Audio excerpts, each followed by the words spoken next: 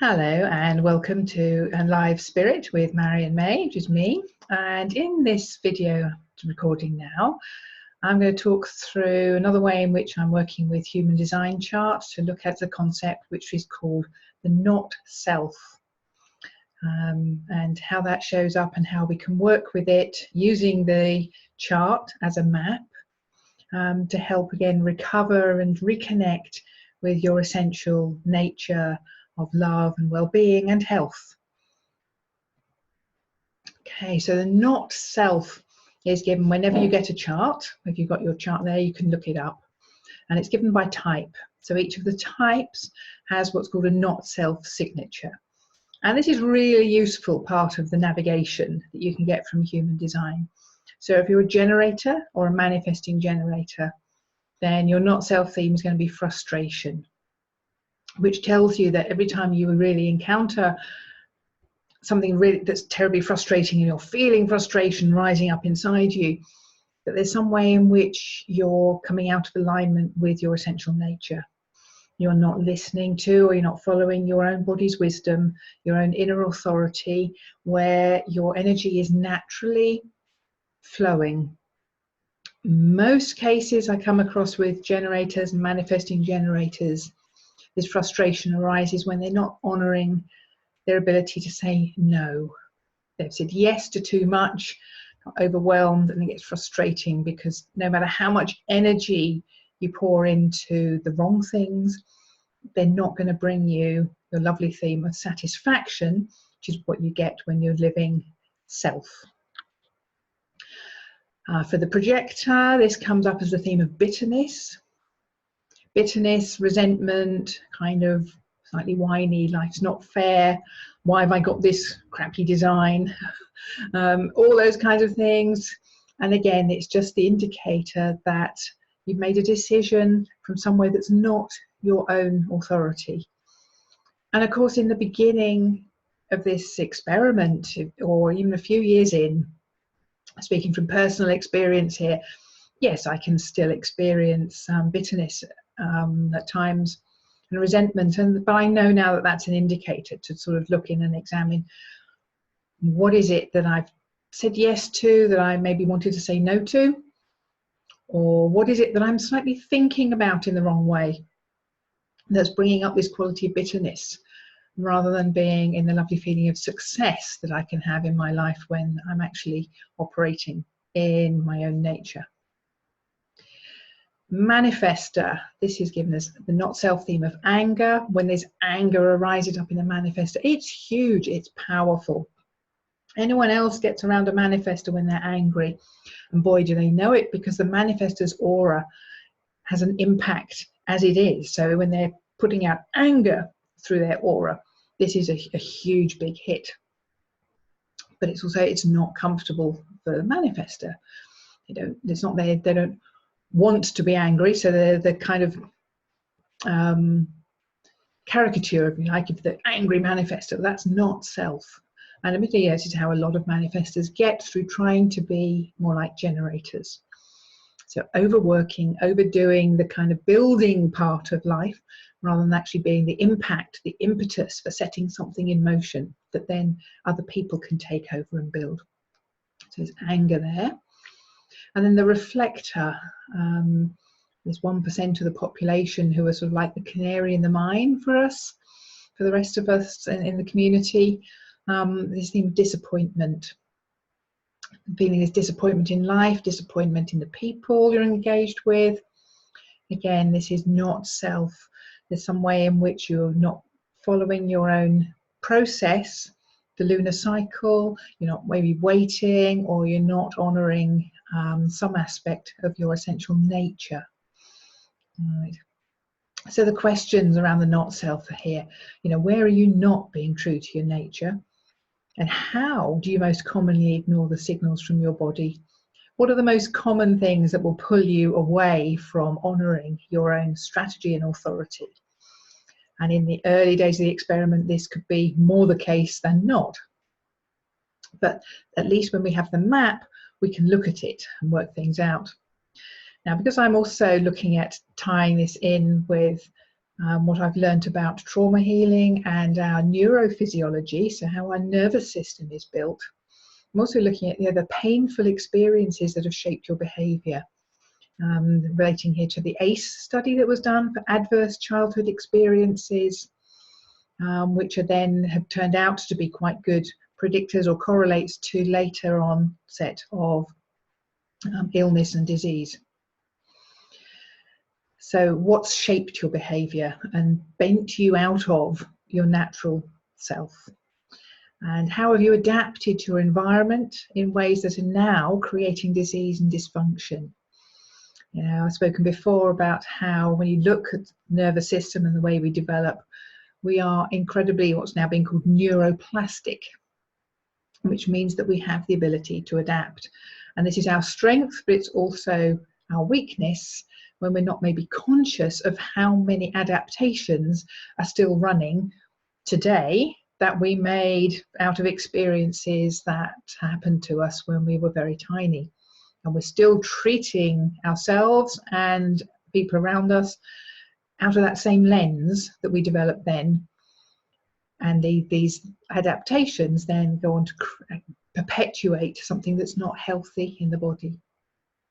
So I very much work with human design as a way of providing this map for your healing process. And this is looking at it about why I'm looking so much at the nervous system.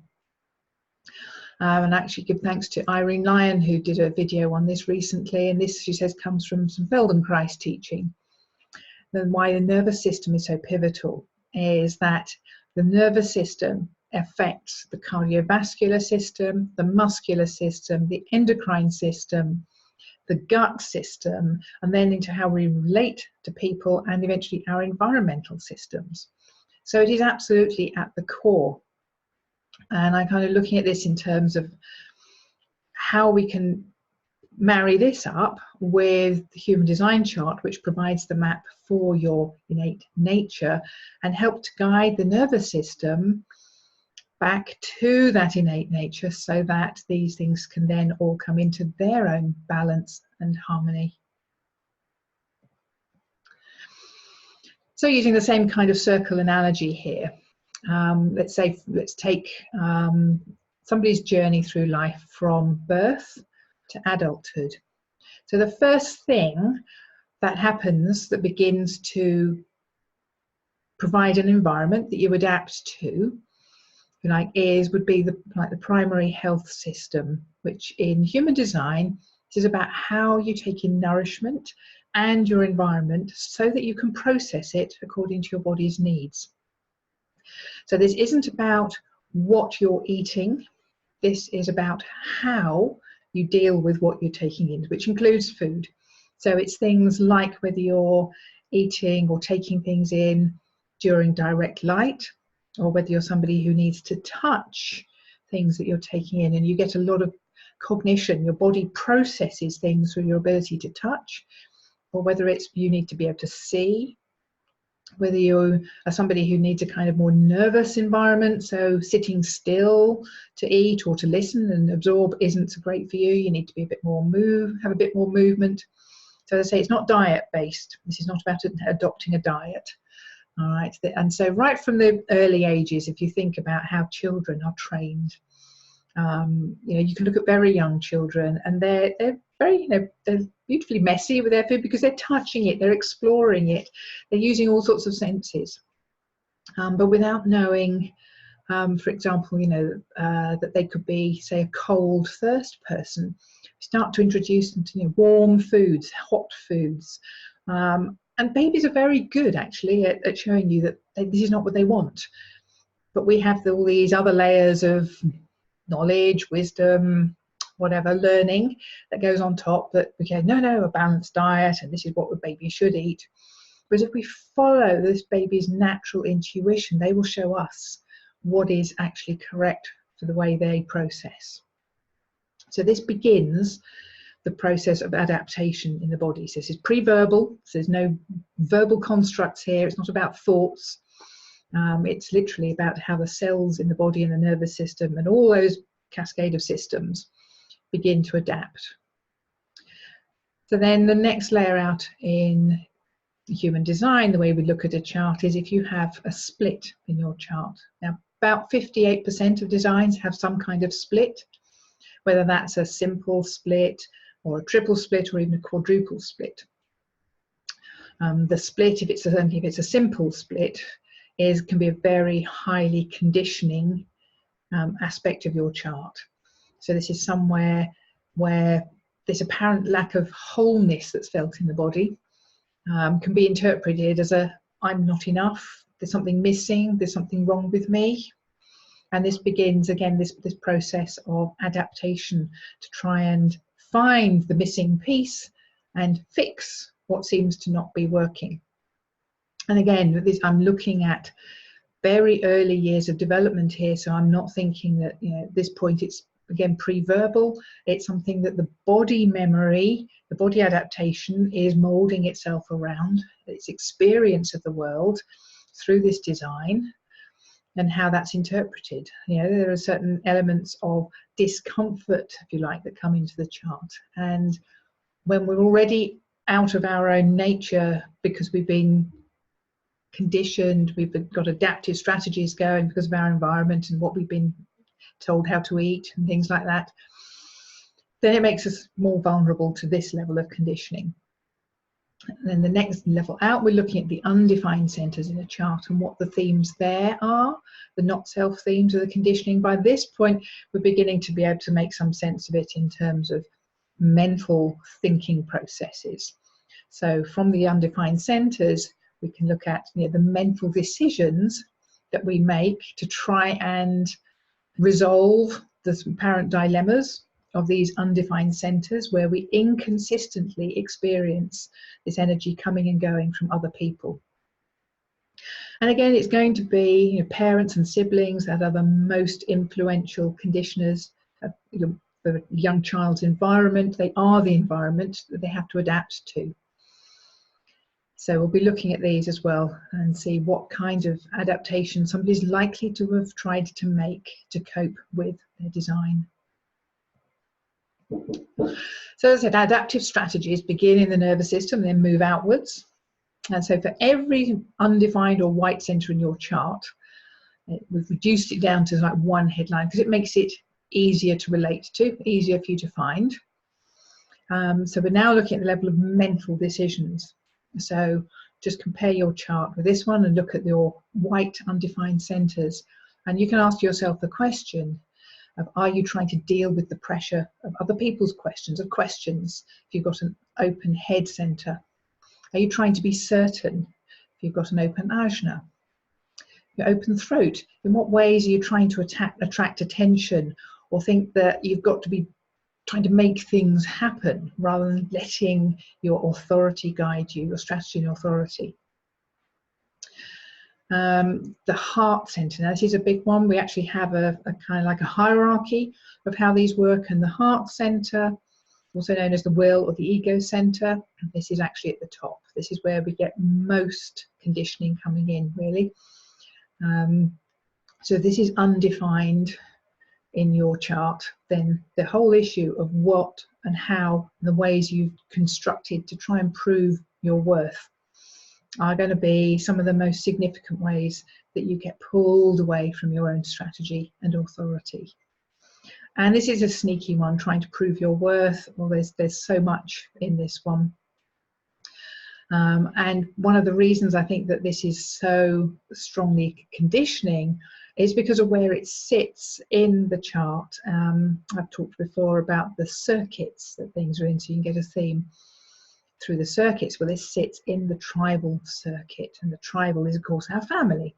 So our family and our closest society is going to really condition us here.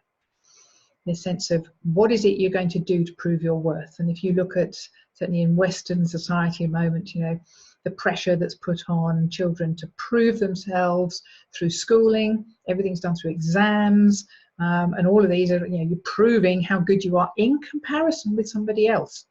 And this is the real pain in this center, that you're trying to prove something to level up a playing field, or to compare yourself better with somebody else. So there's competition, there's comparison, and then there's this sort of desire to get approval and support from other people. You know, child runs home, hey daddy, look at my report, and then gets a sour face, and it's like, why didn't you get a better result? The pain of that is so acute because of where this sits, as I say, looking for those bonds of loyalty and support, and when they're not there, it's really, really difficult for a young and vulnerable child. So this one actually sits at the top of the hierarchy of conditioning. The next one down is actually the solar plexus, the emotional center, which is again very much more complex really than this one line, which is trying to avoid confrontation. So this would be not speaking your truth, not acting your truth out of a fear of how somebody else is going to emotionally respond or react to you. And this is a huge big one again in families. You know, where you see children at a very young age, you know, they're carefully watching the parent and trying to do things to make the parent happy and make sure the parent doesn't get unhappy. So this goes right deep into the nervous system. So they're adapting the way they're responding to their environment out of this observation and this trying to avoid the pain that comes into their body when a parent gets angry or upset. And of course, you know, it's not anything that they can fix, but the young body, the young nervous system is trying very hard to fix this problem. Then there's the sacral and the not self theme, and this is not knowing when enough is enough. And this is obviously not relevant to generators because they all have a defined sacral. So this is for the other types, the manifestor, the reflector, and the projector. So that, again, if you tie this in, say, with the heart, then you begin to build a pattern here of somebody not knowing when enough is enough and trying very hard to prove their worth, and then putting themselves under even more pressure and stress to overdo things and work too hard. Very rare is the chart that has only one of these centers open. So you can begin to put the story together when you're looking at your chart by putting these things together to make the story of your adaptation. The G center here, they're trying to find love, identity, and direction. You know, the child who feels that they lose any sense of love, identity, and direction, maybe as soon as they're away from a parent, maybe who has a defined G, and their open G is kind of thing, and then there's this space of, oh, I don't have that anymore, it feels good when I have it, therefore there must be something wrong with me, or what I need to do is make sure that I can hold on to this because it feels better here.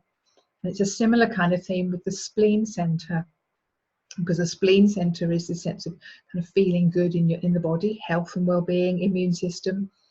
And the theme here again, trying to be spontaneous, is a not self theme, you know, and you can look at how much society seems to value the spontaneous decision these days, that if you can be spontaneous, somehow that's better than taking a lot of time over a decision. But this is, again, this is part of our, you know, conditioning here. And to try and, so for a child who has an undefined spleen around a parent who's got a defined spleen, and again, every time they leave that parent, there's this feeling of, oh, I don't feel so good in my body now.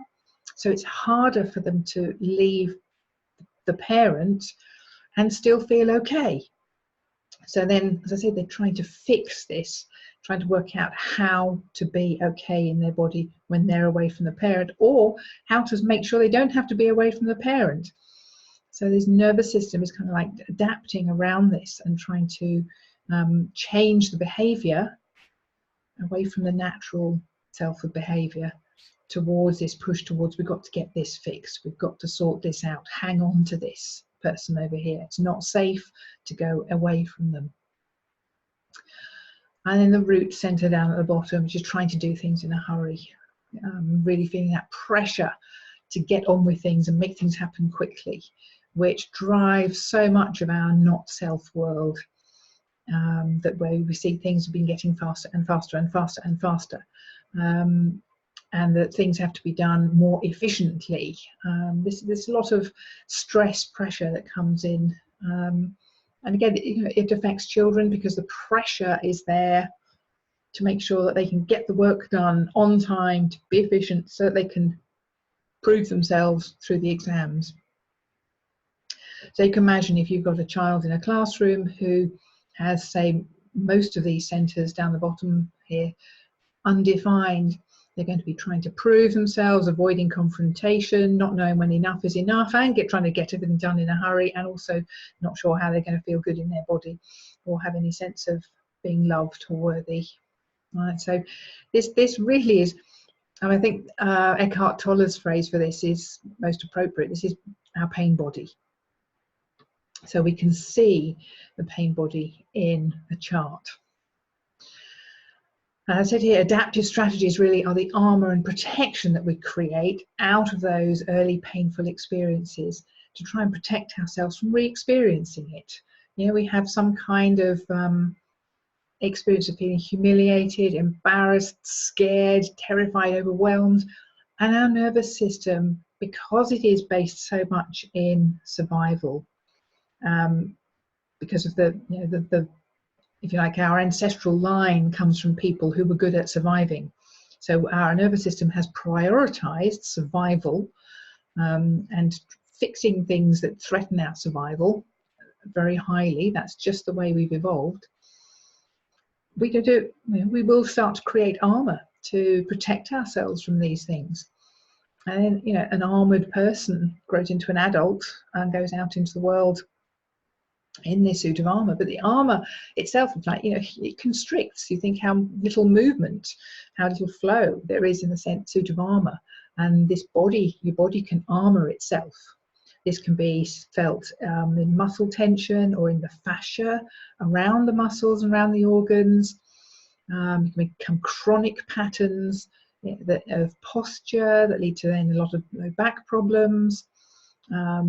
Stiffness in the way of walking or lack of movement. There's so many things that the body does to make this armor to protect. So just looking at this chart here, there's only two undefined centers, the heart and the spleen.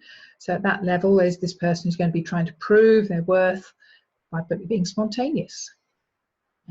Okay, it's this belief that, you know, jumping into things spontaneously is going to make them compare better with other people, right, who maybe do have the definition to be able to be spontaneous. They're measuring themselves against other people who are doing these things and kind of going, well, I'm not that good, so therefore I should put more effort into doing that, and then I will be as good.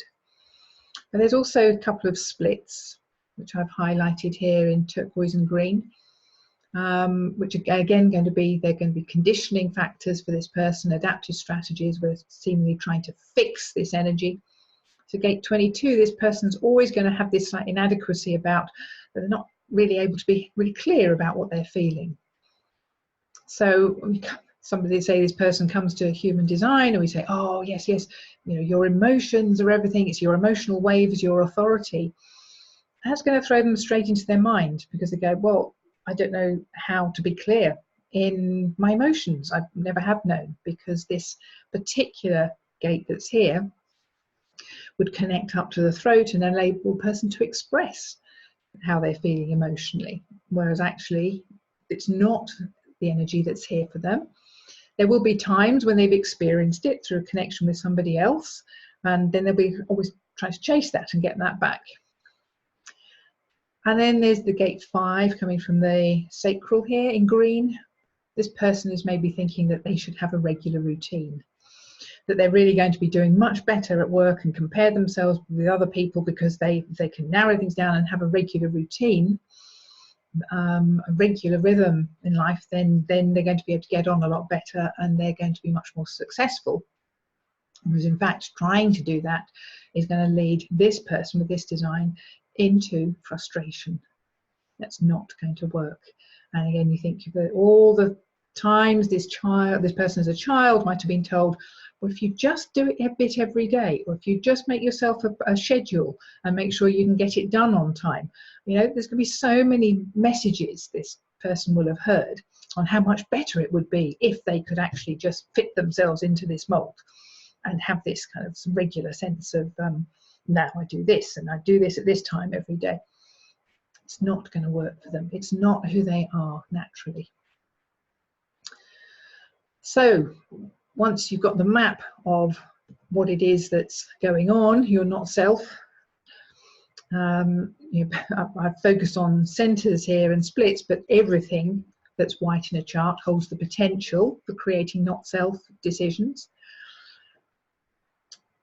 When you start to practice strategy and authority, these are what begin to come up in the mind, where the mind starts to argue and starts to throw up these thoughts that go, it's not safe if I do that. It's not safe for this person, it's not safe to let myself wait to make a decision, right? Because it goes directly against what they've adapted into, which is, I will prove I'm worthwhile by having a regular rhythm. I know when I'm doing everything, and I'm spontaneous.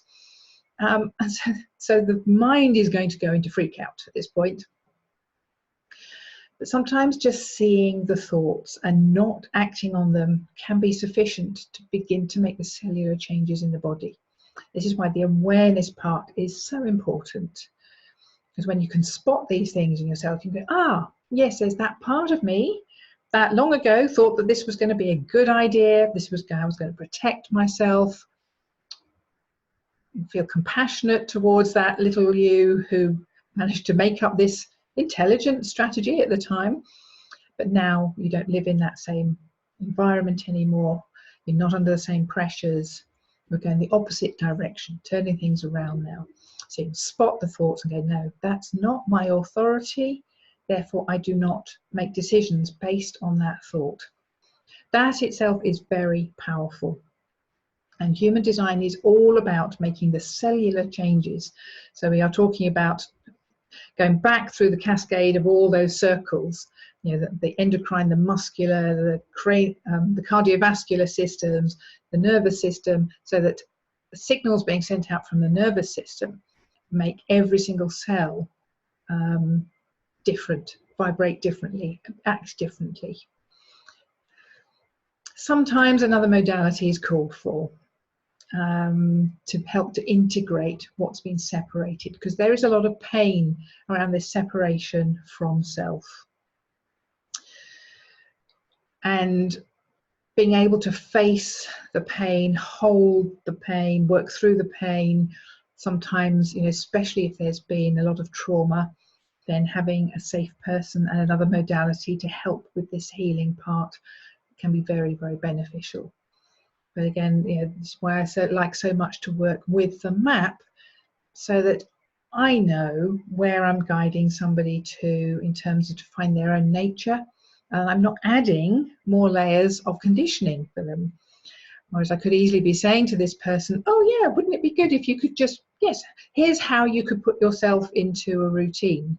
You know, try this, try that. And it's like, that's exactly what the person doesn't need. But they might come to me saying, please, can you just help me? I don't seem to have the motivation for putting myself in a routine, and I know it's what I should be doing because blah, blah, blah.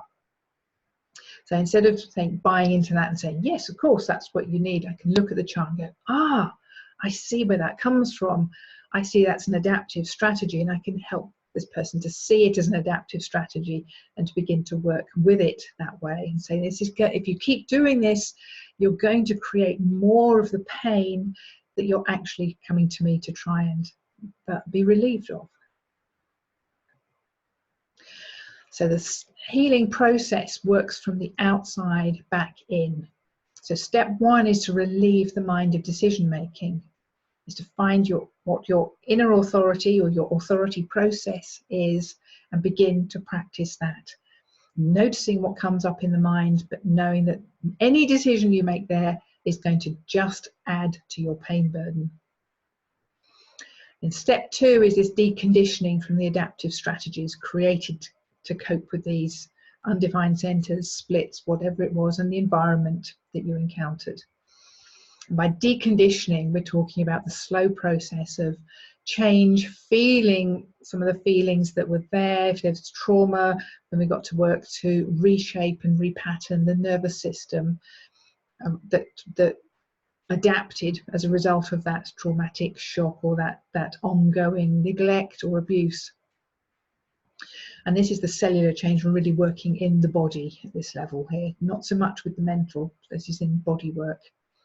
And then step 3 is to support the body further by learning about your primary health system and beginning to take in your nourishment and take in the world around you according to what's given as the colour and tone there. So whether that's direct light, or it's calm, or it's touch, or cold thirst, there's all sorts of different ones, as I mentioned earlier. That is then further support to the body and begins to really deepen the deconditioning process. So this is kind of, if you like, just intended to be an introduction to how your not self gets created. So there's no blame on you at all for anything that you do through not self. It had a very good function and a purpose at a time, and it was to ensure that you survived, and it was to try and ensure that you would get to live enough years to get to this point where you can now say, now I want to go beyond just surviving into thriving. Now I want to really live alive fully as myself and discover how that can be supported and how that can feel.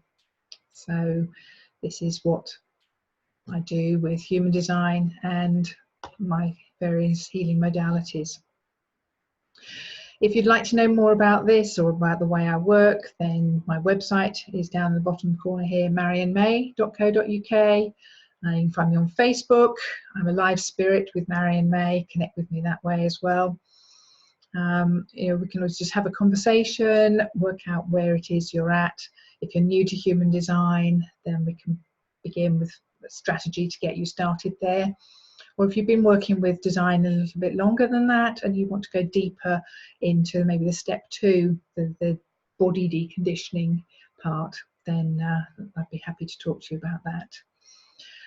All right, so thank you very much for listening. Take care.